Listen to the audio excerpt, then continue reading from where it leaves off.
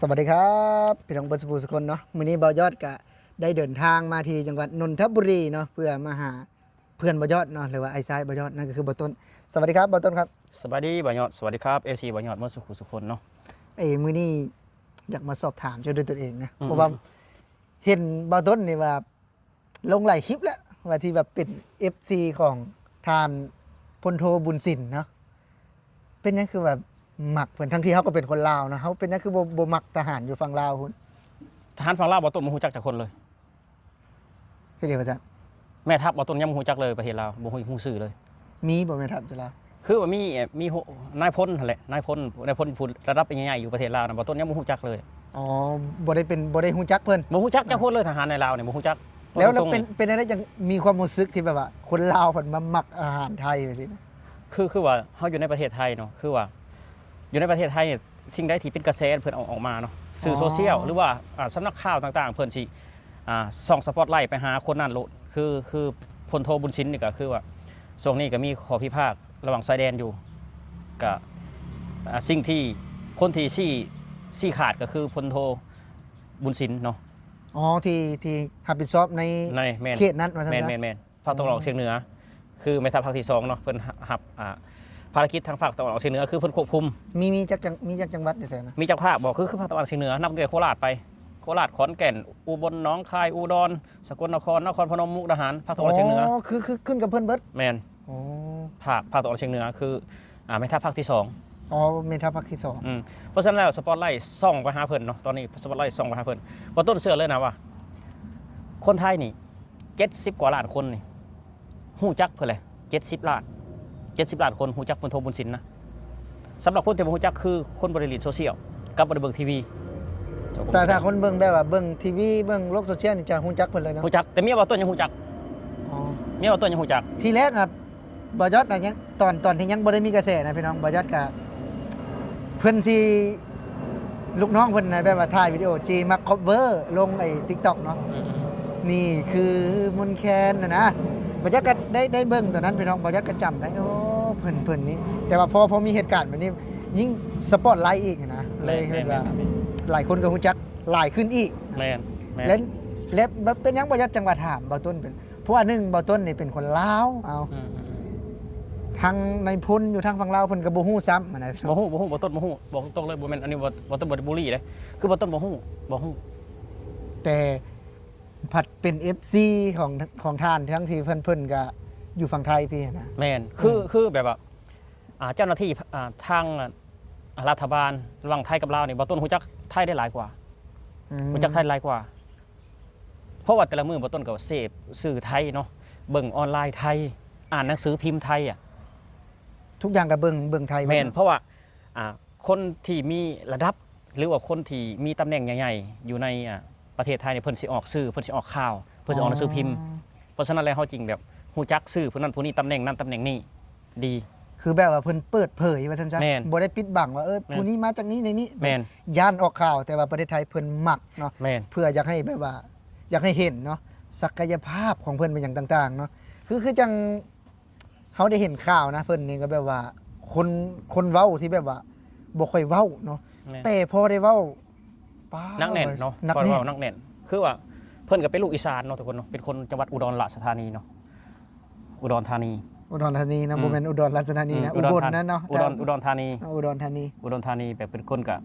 คือเพิ่นก็บรรพบุรุษเขาเหนียวคือกับเฮาแหละเนาะบรรพบุรุษเขาเหนียวเพราะฉะนั้นบ่ต้นก็เลยแบบว่า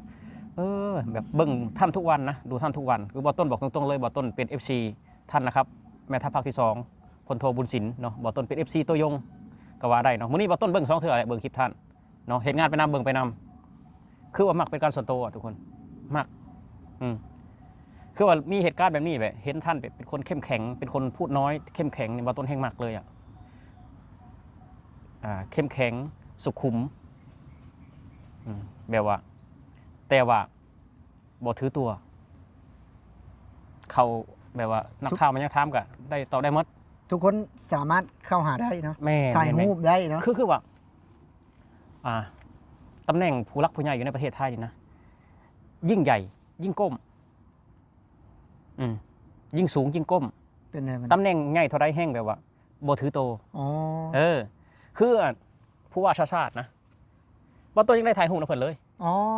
กทมแม่น อ๋อ คือเพิ่นนั่งรถไฟไปทำงานเนาะรถไฟฟ้าไปทำงานอยู่แถวผู้แหละบ่ต้นนั่งอยู่แถวสนามหลวงเนาะสนามหลวงกับบ่ต้นมาแต่สนามหลวงมางานวันมาจากงานวันแม่นี่แหละบ่ต้นก็เห็นเพิ่นอยู่ในรถไฟนะท่านชาติบ่ต้นก็ถ่ายรูปกับเพิ่นบอกเพิ่นว่าเป็นคนลาวเพิ่นก็กอดคอทำไปธรรมดาดินะเพิ่นบ่ได้ถือโตเด้ บ่ได้แม่นว่ามีรถหรูๆแล้วก็มีลูกน้องเต็มเนาะบ่มีเนาะ คือคนอยู่ในประเทศไทยยิ่งสูงยิ่งก้มนะคือว่าสุภาษิตเพิ่นเคยสอนเนี่ยว่ายิ่งสูงยิ่งก้ม แต่ว่าคนสูงบางประเทศนี่บ่ก้มถ้านงโตยิ่งบ่มีแล้วสิไปนั่งรถเมล์เนาะ บ่มีคือว่าคนสูงบางประเทศนี่นะแบบไปติดตามสถานการณ์น้ำท่วมนั้นยังก็มีลูกน้องเป็นร้อยคุมกันว่าซั่นอีก ไปเบิ่งน้ำเนาะ คุมกันอีกก็คือประเทศไทยคือว่าง่ายๆทุกคนถือว่าคือสังคมพัฒนาแล้วเพิ่นเปลี่ยนไปแล้วจากการคุมกันเลยคือว่าไปแบบสบายๆเลย คือแบบว่าบ่ได้ซีเรียสอีหยัง แม่น แบบว่าเฮ็ดผ่อนคลายทำตัวสบายเนาะ แม่น เพราะว่าคืออยู่ไทยก็มันสบายอยู่แล้วเฮาอยู่นะ แม่น คือจังบ่ได้มีแบบว่าโอ้ยย่านนู่นนั่นนี่คือเพิ่นน่ะหนึ่งกับเพิ่นก็ว่าน่าจะบ่ถือโตแหละ บ่ถือ เอ้า เนาะ เพิ่นระดับนั้นสิไปนั่งรถเมล์รถหยังเนาะ โอ้ยเพิ่นก็ถือแบบว่าธรรมดาเพิ่นเพิ่นว่าเอ้าทำไมถามว่าทำไมท่านผู้ว่ามานั่งรถเมล์นั่งรถไฟฟ้าโอ้ยทำตัวสบายๆเอาอะไรมากมาย มันใครถามเพิ่น นี่แหละเขาบอกต้นบาโบ้นี่แหละ เจ้าก็ถามเพิ่น ถามโอ้ท่านผู้ว่าก็นั่งรถไฟด้วยเหรอนั่งได้สบายๆทำงานมันเร็วดีรถไม่ติดเหรอเอามาจากลาวโอ้ยยินดีประเทศลาวท่านผู้ว่าไปแล้วสวยมากประเทศลาว อืมแม่นคือว่าเพิ่นว่าไปช่วยดีแน่นอนว่าไปเพิ่นก็ไปมองงามๆเด้ แม่นบ่ มันก็ในมารยาทของผู้หลักผู้ใหญ่เพิ่นก็สิเว้าตามมารยาทของเพิ่นหั่นแหละ อืม แต่ถามว่ามันเปรียบเทียบกับกรุงเทพเพิ่นที่เพิ่นบริหารนี่ได้บ่มันก็ห่างกันหลายในการมารยาทให้เกียรติเจ้านครหลวงเวียงจันทน์ก็คือสิว่านี่แหละนะให้เกียรติซึ่งกันและกันเพิ่นก็ในการเว้าของผู้ใหญ่เนาะเฮาก็ฮู้อยู่ดอกฮู้อยู่ จะบ่คือเขมรเนาะ แม่น จะบ่ได้คือเขมรเฮ็ดมั่วซั่วเนาะ แม่นเนาะกลับมาหาพลโทบุญชินเนาะทุกคนคือบ่ต้นมักเพิ่นเลยได้หน้าตาเพิ่นก็คือมนต์แคนอีกเนาะ คือมนต์แคนนี่บ่ต้นก็เลยแบบว่ามักบ่ต้นมักมนต์แคนอยู่แล้ว หล่อเนาะ รอ เพิ่นน่ะแบบว่าทั้งหล่อทั้งเท่นะเราเห็นคะแนนเบิ่ง คือว่าทหารไทยเนี่ยนะชุดทหารไทยเนี่ยนะถ้าใส่เต็มยศล่อสมาร์ทเลยนะบ่แม่นสิตุ้มยุ่มตำยามเดิเห็นบ่แบบหน้าอกเท่าไหร่เสือมันก็มีหน้าอกความกว้างของหน้าอก ความกว้างของเอวความกว้างของต้นขาเพิ่นแบบตัดให้เข้ารูปเข้าใจไหมตัดให้เข้ารูปบ่แม่นว่าสิแบบว่าเบอร์ M เบอร์ L แล้วเอาให้การลดบ่แม่นแบบนั้นเด้เขาต้องวัดหน้าอกมันแบบใส่แบบใดให้มันดูดีบ่แม่นสิพายตำยามติมีม คื เด้ อแบบว่าบางพื้นที่บางประเทศเอาซะว่าซะหรือว่าประเทศเฮานี่ล่ะเอานี่แล้วใส่คือบ่ต้นว่านี่มีเป็นเบอร์ M เบอร์ L แบบนี้ แม่น อ๋อแต่คือประเทศไทยละเพิ่นอกเนาะหน้าอก แม่น ก็แบบนึง แม่น เอวก็แบบนึง แบบหนึง อ๋อแขนเสื้อก็แบบนึง ใส่ให้มันเข้ารูป คือตัดโดยเฉพาะเลยว่าซั่น ให้ จ้ะ มันให้ดูดีต้องแบบก้อนแบบว่าบ่ต้นคิดว่าก้อนเพิ่นสิเอาสุดมาแจกยายนี่นะเพิ่นก็ต้องแบบว่าสั่งเนาะสั่งเย็บสั่งตัดอย่างดี อ๋อ เพิ่นก็สิวัดหน้าอกเจ้าหน้าที่ทหารหรือว่านายพลทหารเนาะแบบว่าหน้าอกเท่าไรนะแบบใส่ประมาณใดบ่แม่นว่าสิเอาใส่ M ใส่ L มาแหละเอาให้กันเลยจักอ้วนจักพร้อมจักหยังมันก็ใส่มันก็บ่เป็นระเบียบ อ๋อหมอใจจ้อยก็ใหญ่เนาะ แม่น หมอตุ้ยๆก็เบเล่อยู่ แม่น สมมุติว่าเนาะและหนึ่งประเทศไทยนี่จะทหารนี่เบาต้นนี่มาอยู่หลายปีนี่เคยเห็นทหารตุ้ยบ่ ทหารตุ้ยนะบ่สูมีเลยบ่มี มีบ่ บ่มี มี ตุ้ย แต่คนใหญ่เนาะ ตุ้ยเนี่ยบ่มีอ้วนเนี่ยบ่มีทุกคนมีแต่หุ่นใหญ่ อ๋อ หุ่นปึกหุ่นหนามี หุ่นที่แบบว่า ถ้าอ้วนเนี่ยบ่มี มันสมส่วนว่าท่านซะ แม่ เนาะ นแม่นคือว่าส่วนสูงเมตร180เนาะแต่น้ำหนัก90โลนี่ก็โอเคแม่นบ่ล่ะ อืม ถ้าว่าส่วนสูงเมตร160แต่น้ำหนัก90โลนี่สิอ้วนแล้วอ้วนได้คือเป็นอันใด แม่น ถ้าว่า180น้ำหนัก90นี่ก็สมส่วนเป็นเม็ดใหญ่บึก คือถ้าหากว่ามีพุ่งเนี่ยกันระดับเพิ่นอายุมากๆแล้วเนาะ คือว่า มีบ่ บ่มีบ่อายุมากๆแล้ว เขา ใช่ เห็น ไหม คือเขาเห็นแบบว่าแม่ทัพภาคที่1แม่ทัพภาคที่2แม่ทัพภาคที่3แต่บาต้นเขาไปเบิ่งนะเขาไปเบิ่งในอินเทอร์เน็ตนะคือแบบเพิ่นก็หุ่นเป๊ะนะ ก็ธรรมดาว่าซั่นซะ เอ เนาะ อเพิ่นก็จะใกล้เกษียณแล้วอายุหลายแล้วใกล้ๆเกษียณแล้วคือพระโทบุญชินนี่ก็เพิ่นก็สิใกล้ๆเกษียณแล้วแต่หุ่นเพิ่นยังเป๊ะนะ กับแบบว่าอายุก็หลายแล้วหั่นนะเนาะ แม่น มันก็ได้นอนมันก็บ่ได้มีคือวัยรุ่นที่มันจะมีซิกแพค แต่ว่า เนาะแต่ว่า คื มัน อ ธรรมดา คือคนไทยเพิ่มว่า คืออายุหลายแล้วเพิ่นสิแบบว่ากินผักกินปลา อ๋อเพิ่นบ่ได้ค่อยกินเนื้อเนาะ บ่เคยกินเนื้อใด อืม เพิ่นสิแบบว่า อาหารที่อร่อย ไม่ได้มีประโยชน์เสมอไปเนาะคือบ้านเฮามันยังอาหารอร่อยอาหารแซ่บบ้านเจ้าสำหรับเจ้าซอยจุสำหรับเจ้าแม่นบ่ซอยจุแม่นบ่ ซอยจุ ซอยจุคือซอยจุมันบ่ได้มีประโยชน์ มันบ่ได้มีประโยชน์ มัน เนาะ บ่มีประโยชน์มันสู้น้ำพริกผักต้มไข่ต้มบ่ได้ แต่บ้านเฮาจะบ่ได้ว่ามันนั้นเด้ บ่ว่าแม่นั้น สิว่าคนจนบ่ได้ปานนั้น กินอาหารดีๆในที่กินอาหารดีๆในที่คือกินแต่ผักแต่แจ่วแท้ คืออาหารที่มีประโยชน์ อาหารเนี่ยอาหารดีๆเนาะ คือซอยจุมันบ่เป็นอาหารที่ดีเลยทุกคนมันเป็นอาหารที่แบบถึกปากซื่อ เสื้อโรค ๆแต่มันบ่ถือกับสุขอนามัยมันบ่ถือกับคุณประโยชน์ของร่างกายข ถาม อง ว่า เรา บ่ให้กินบ่แน่นอนมันก็อดบ่ได้เฮาเคยกิน อด เนาะ บ่ได้แต่ว่า ก็ดนๆเนาะ แม่น ดนๆกินเทั้งนึงก็สิดีนะ แม่น ก็ถือว่านี่ก็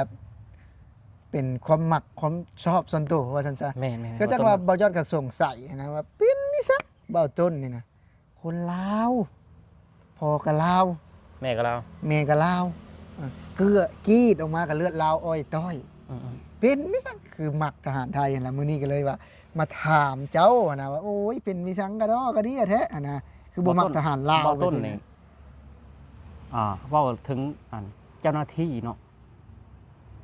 ของรัฐบาลไทยนะบอกว่าพยาบาลครูทหารตำรวจหรือว่ากรมการปกครองบ่ต้นมักไปมักทุกองค์กรเลยอ่ะบ่ต้นมักได้การบริการการดูแลประชาชนมักในชุดที่ใส่มักในหุ่นที่เพิ่นใหญ่เพิ่นเป๊ะ อืม บ่ต้นมักทุกอย่างอะ คือแบบว่ามีระเบียบเนาะ แม่นแบบหุ่นเพิ่นก็ใหญ่เพราะเพิ่นใส่เสื้อผ้าแล้วมันดูดีอ่ะ แล้วก็เพิ่นก็แบบว่าวางแผนมาจะสมมุติว่าต้องตัดอะเนาะ แม่น ชุดทหารนี่ต้องตัดใช่ไหม แม่น คื ต้อ อง ต้องเป๊ะอ่ะต้องเป๊ะ ไม่ใช่ว่าเอามา200ชุดมี200คนแล้วเอามาเบอร์ M เบอร์ L ไปดิบ่ได้บ่แม่นเนาะ บ่ได้ แบบว่ามากะเอานะคือผู้ประยอดนี่ก็เบอร์ L เนาะเอามากะเอาแล้วได้รถบ่แม่นต้องวัดหน้าอกเนาะ แม่น วัดแบบว่าทุกองศาต้องได้เนาะนี่คือ แม่น นี่คือแนวทางของเพิ่นเนาะ แม่น เอาก็สำหรับคลิปนี้พี่น้องก็ขอบคุณทางบ่าวต้นเนาะเดี๋ยวมื้อนี้ก็บ่าวยัดก็สิเว้าหลายคลิปอยู่ดอกพี่น้องเนาะแต่ว่าคลิปนี้เป็น EP แรกที่เว้ากับเพิ่นเนาะเพิ่นเนาะคลิปของว่าหนุ่มลาวพี่น้องซึ่งชอบทหารไทยเนาะสำหรับคนไหนที่เข้ามาดูเนาะผู้ใดที่เข้ามาเบิ่งก็อย่าลืมฝากกดแชร์กดไลค์กดติดตามเนาะบ่าวยอดและก็บ่าวต้นเนาะสำหรับคลิปนี้บ่าวยัดบ่าวต้นสิขอลาพี่และน้องไปก่อนเนาะสวัสดีครับ